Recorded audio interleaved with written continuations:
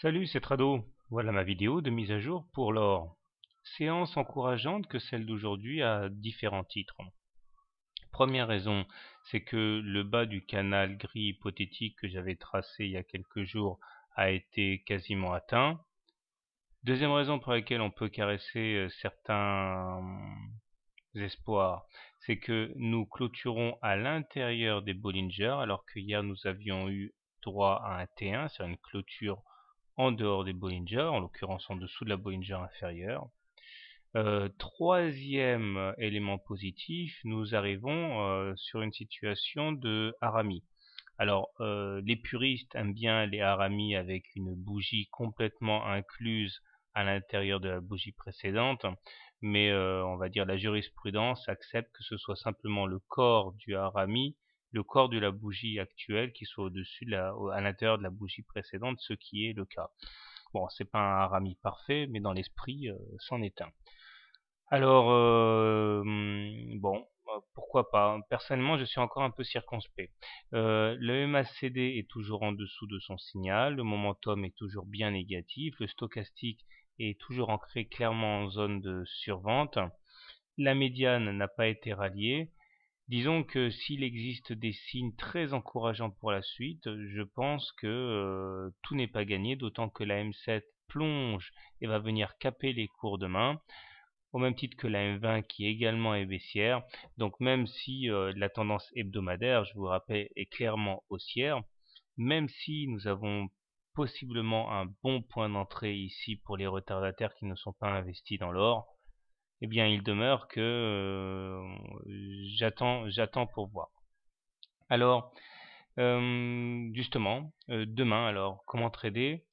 Eh bien, si vous êtes haussier, si vous avez envie d'acter tous les signes encourageants d'aujourd'hui, je pense que vous pouvez acheter sur les niveaux actuels, mettre un stop loss en cas de clôture à l'extérieur des Bollinger, ou alors si votre perte maximale autorisée est atteinte. L'objectif en intraday étant d'aller chercher la M7 et sur plusieurs jours d'aller chercher la moyenne mobile à 20 séances.